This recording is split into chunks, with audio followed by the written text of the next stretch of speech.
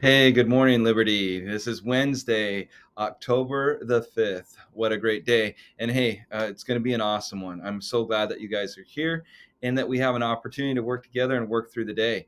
We had some changes in our popcorn sales. Someone has taken the lead, our new team in the lead. Are you ready for it? Is Miss Saunders' class. They are in first place, so they're pushing for that pizza. In second place, we have Miss Razor's class, and then in third place, we have Miss Rust. You guys are doing a great job at selling for the school, so thank you, and it's going to help us to have some of those things that we need and to help support you as students. So thank you so much for all your work you're doing on that. Today, I wanted to continue talking about those green zones, and I was thinking, hey, what can I share? What I wanted to share with you is what was difficult for me when I was your age. Now we have to go way back. I just turned 50, so I'm getting up there in my years.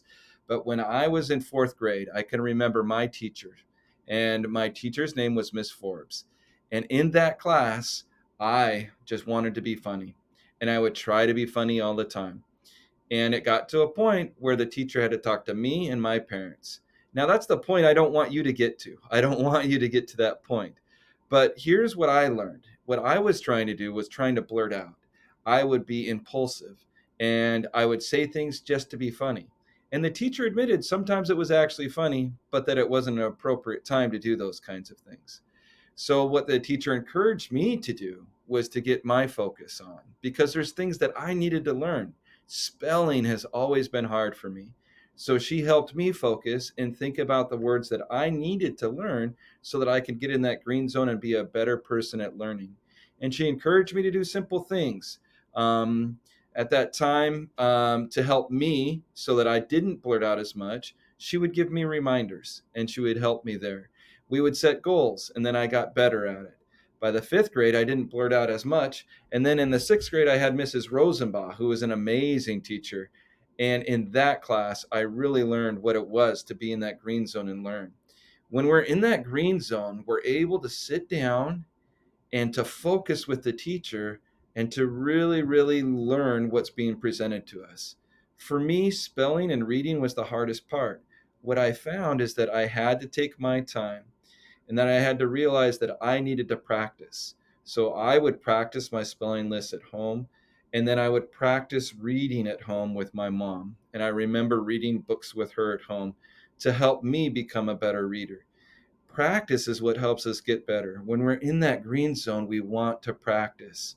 So if you're in that in class and you're not feeling that desire to practice, do some of those exercises that give you some breathing time and think about what it means to try hard, okay?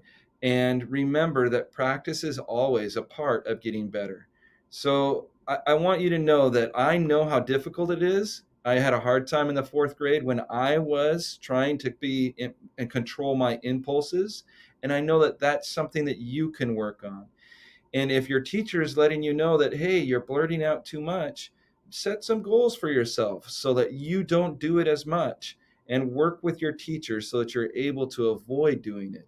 Um, those kinds of things make it difficult for other people to stay in the green zone. If we're blurting out, others become distracted. And that's the worst thing that we can do.